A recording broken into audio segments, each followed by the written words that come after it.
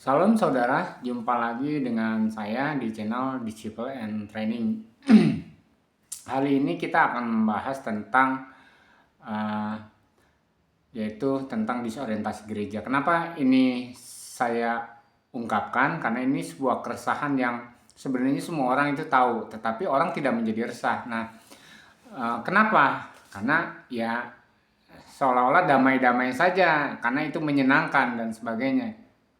Nah, sebelum saya membahas tentang disorientasi atau salah arah, salah tujuan gereja ini dibangun adalah karena salah satunya adalah penyimpangan. Nah, penyimpangan itu adalah dosa. Jadi sebenarnya gereja itu banyak membahas tentang dosa, dosa, dosa, tetapi gereja tidak berkaca kepada diri sendiri apa itu dosa.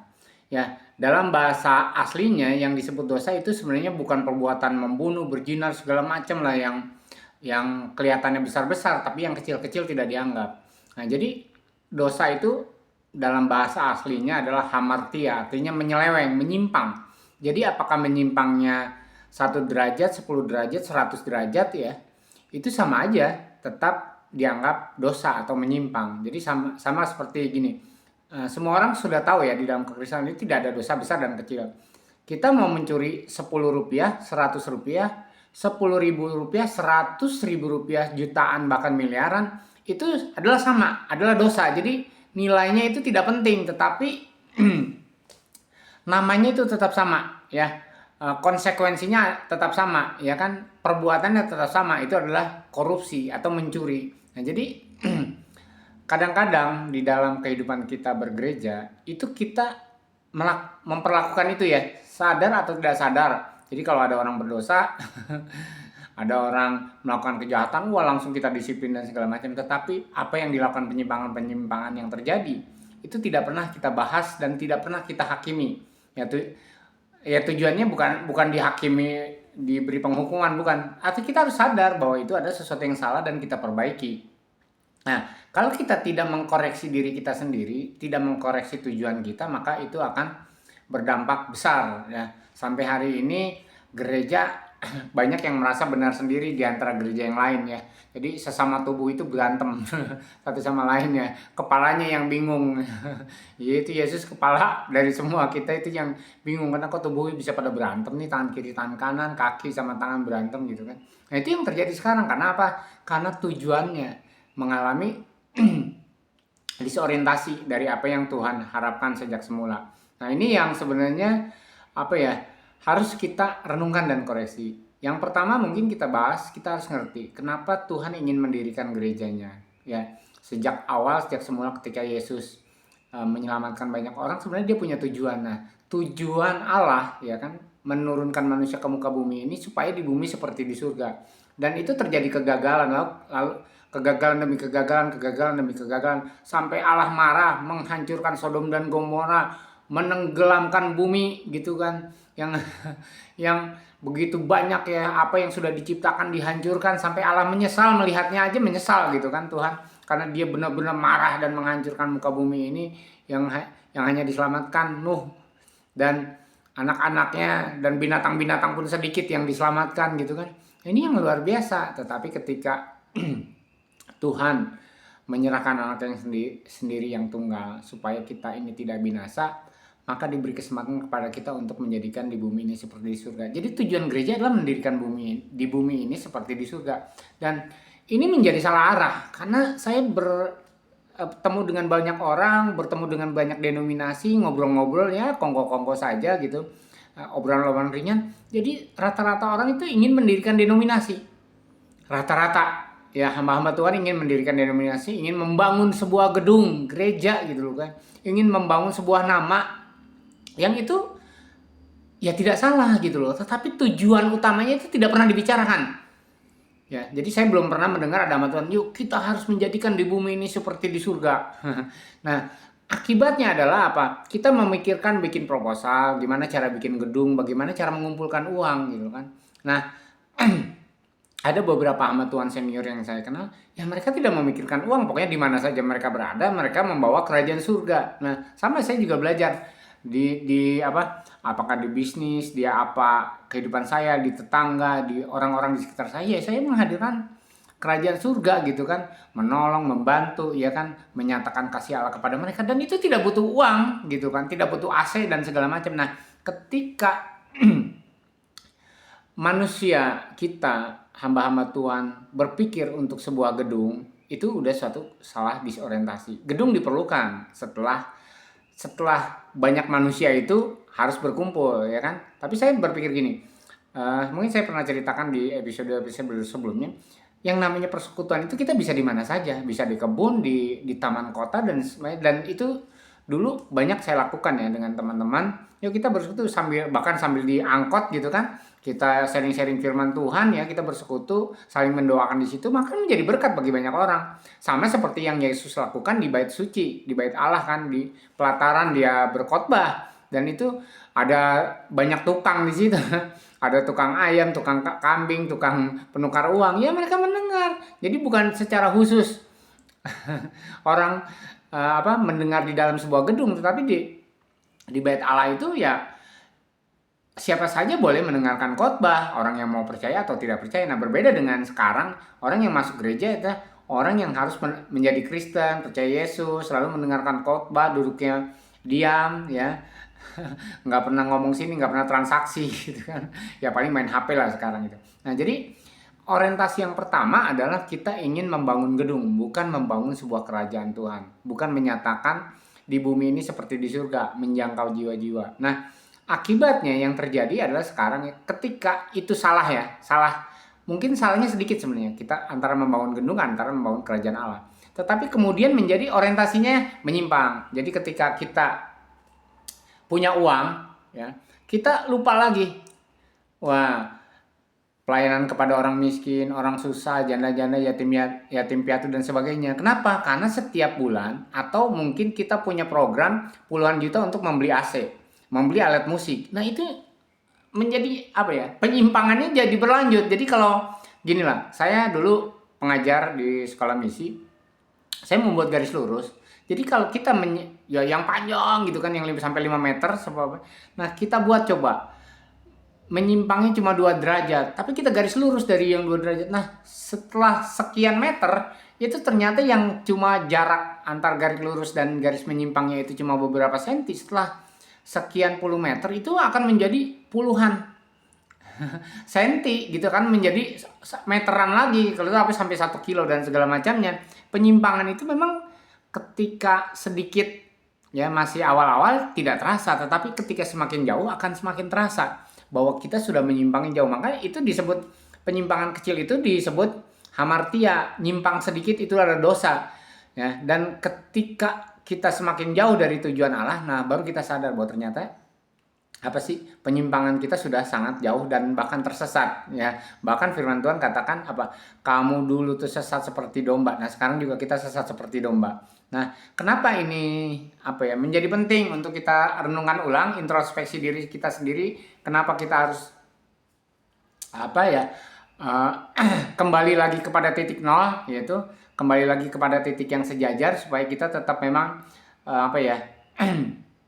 tidak menyimpang terlalu jauh, ya, tidak mengalami disorientasi, ya. Itu kita harus merenungkan kembali bahwa kita ada ini untuk menjadi terang dan menjadi garam. Nah, akhirnya sekarang karena kita tidak mau menjadi terang dan garam, nah, maka apa yang kita pikirkan setiap hari, setiap minggu adalah bicara tentang gedung, bicara tentang uang, bicara tentang pelayanan di dalam, ya, mau bicara tentang kostum, ya, bicara tentang nanti perayaan-perayaan. Nah, sehingga kita tuh menjadi agama gitu loh. Agamawi. Jadi ya, perayaan Natal luar biasa, perayaan Paskah luar biasa, perayaan Pentakosta luar biasa. Tetapi tidak ada seorang pun yang dimenangkan. Misalnya ada orang bertobatlah pada hari itu. Ya, saya pernah bahas di materi tentang Pentakosta. Kita ini sekarang aneh, merayakan Pentakosta tidak ada penuaian. Nah, berbeda dengan Pentakosta pertama yang artinya penuaian, itu terjadi 3.000 orang bertobat. Jadi bahasa roh atau tujuan pencurahan Roh Kudus adalah tujuan untuk penuaian. Roh Kudus dicurahkan supaya kita menuai. Lalu setiap hari setelah itu Tuhan menambahkan orang percaya itu dengan orang percaya. Setiap hari banyak orang bertobat. Sekarang bukan setiap hari banyak orang bertobat di gereja, saudara. Saya banyak ketemu teman-teman. Setiap hari banyak orang pindah gereja. Setiap hari banyak orang kepahitan. Ya, jadi kan jadi lucu gitu loh. Katanya penjualan Pantai Kosta, tapi setiap hari banyak orang jadi apa ya? Bahkan ada yang orang bunuh diri loh. Bahkan hamba Tuhan bunuh diri, luar biasa. Bahkan ada apa ya? eh, Hamba Tuhan terjebak hutang pinjol yang berjuta-juta karena orientasinya sudah salah gitu kan. Orientasi kita bergereja, bersekutu, orientasi kita menjadi Kristen itu udah salah. Dan ketika itu salah, itu nyimpangnya tambah lama tambah banyak. Ya, tadi sama aja kita berhutang lalu berbunga-bunga. Kalau masih sebulan ya bunganya masih kecil, tapi ketika saya bertahun-tahun kita tidak bisa bayar. Ya, contohnya seperti itu. Itulah yang namanya penyimpangan. Dan ketika penyimpangan terjadi kita lupa bahwa kita harus menjadi terang dan menjadi garam. Dan untuk menjadi terang menjadi garam kita harus menjangkau jiwa. Harus berada di tempat gelap. Bukannya gereja menjauhi tempat gelap. Jadi saya sangat menentang ini. Saya banyak teman-teman Kristen, ya, bahkan yang non Kristen juga. Kenapa mereka tidak mau ke gereja? Karena di gereja dihakimi. Gereja itu menghakimi manusia. Dan ya karena ini harus suci dan segala macam. Tidak ada orang yang bisa suci. Hanya darah Kristus yang menyucikan, gitu kan. Hanya Roh Kudus yang akhirnya membuat kita bisa hidup di dalam kesucian. Tanpa itu nggak bisa. Jadi yang salah bukan orangnya, gitu kan. Yang salah adalah pengajarannya. Gimana pengajaran untuk hidup suci itu ada nggak, gitu kan? Bagaimana kita kan berjuang supaya mengajarkan hidup suci dengan perbuatan, tapi sebenarnya tidak. Ketika kita menyerahkan diri kepada Tuhan, maka kita bisa disucikan dan dikuduskan. Hanya darah Kristus dan kuasa Roh Kudus yang dapat melakukannya. Dan ketika pengajaran itu salah, maka akhirnya kita menghakimi orang karena orang itu tidak mampu hidup suci, gitu kan. Itu. Nah, nanti akan saya bahas, ada banyak ya yang, tapi di episode lainnya itu tentang kota perlindungan. Jadi gereja itu adalah pengampunan dosa. Tempat pengampunan dosa itu sebenarnya gereja.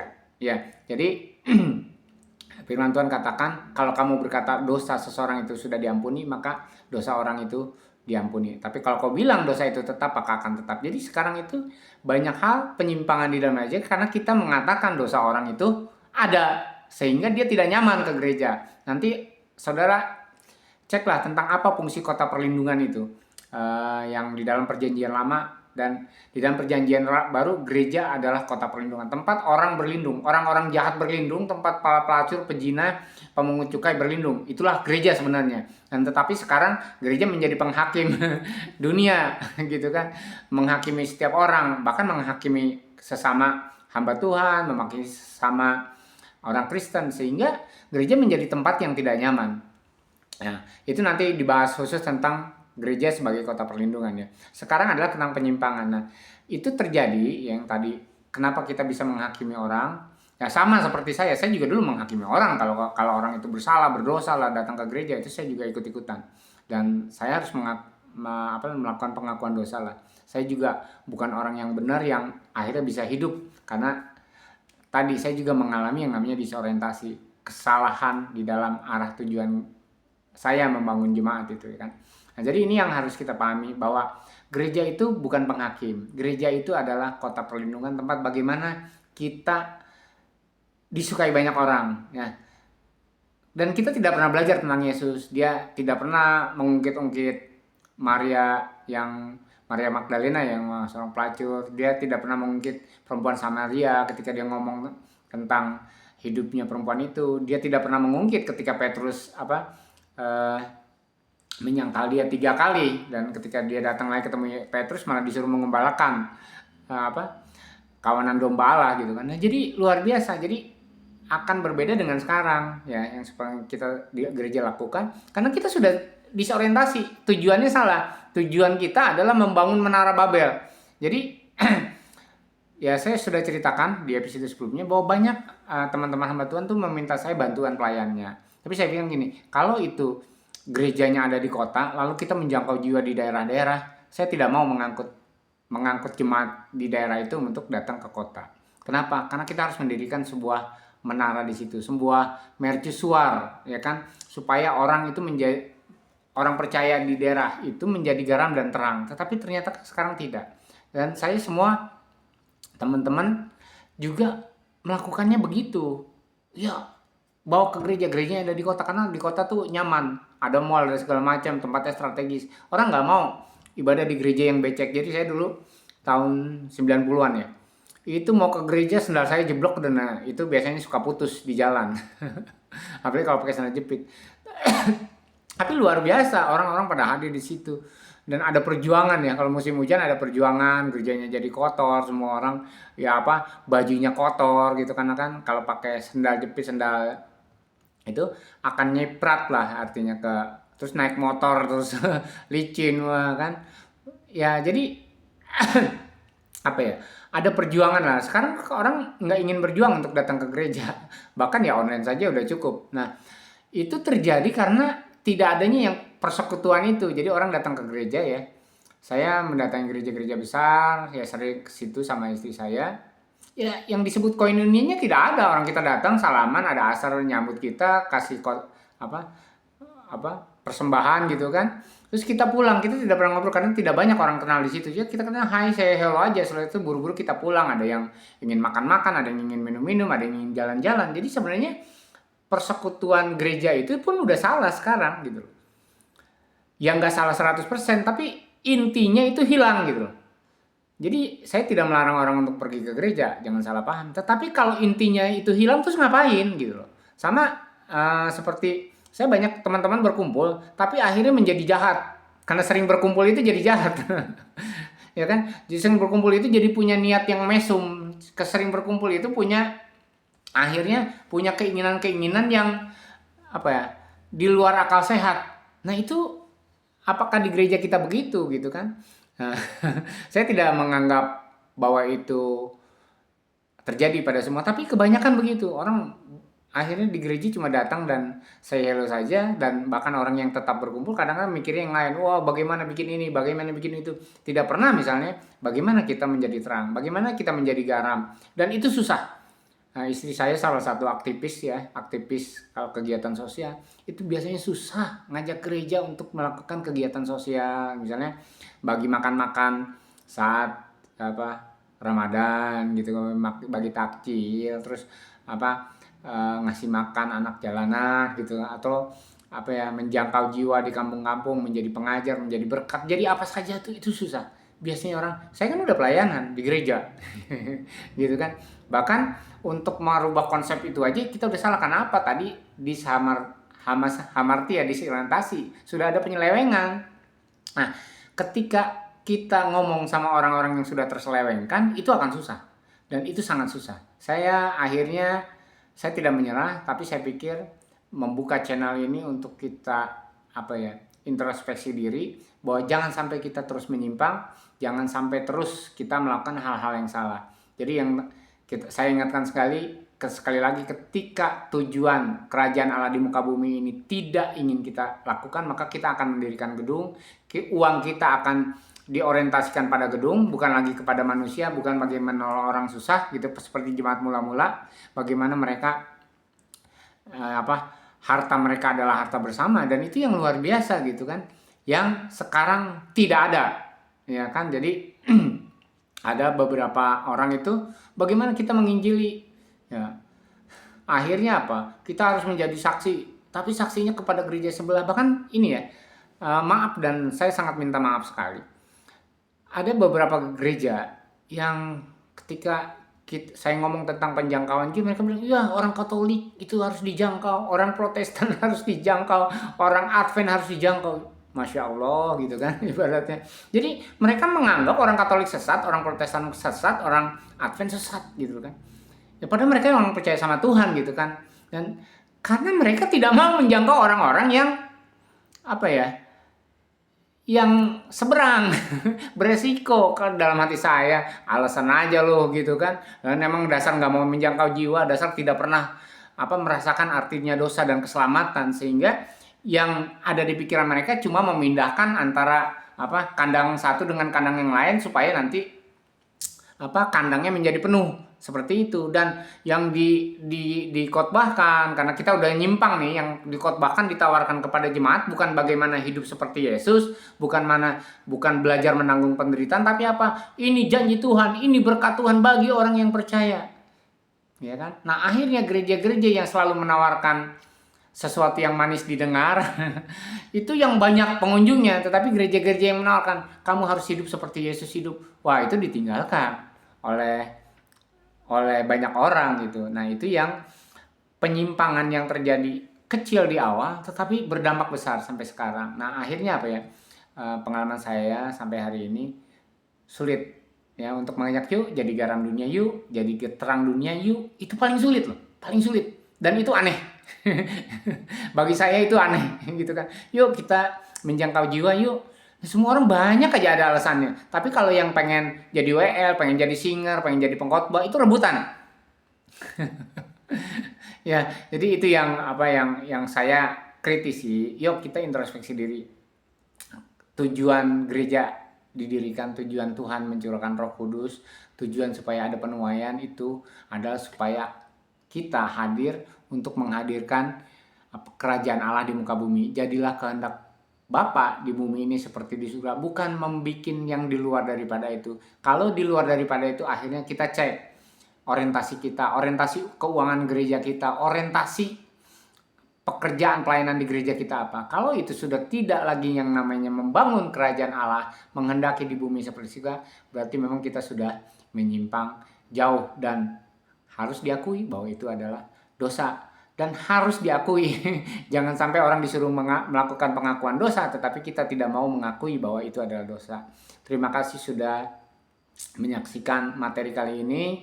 Ya, boleh sharing silakan di komen supaya kita membangun ya, tumbuh bersama supaya kita menjadi seperti Kristus ya. Channel ini selalu saya tekankan dibuat supaya kita menjadi seperti Kristus, supaya melakukan apa yang Yesus lakukan, bahkan perkara-perkara yang besar yang mau kita kerjakan itu lebih besar dari apa yang Yesus lakukan, supaya di bumi ini seperti di surga dan supaya rupa kita menjadi serupa dengan Kristus. Amin.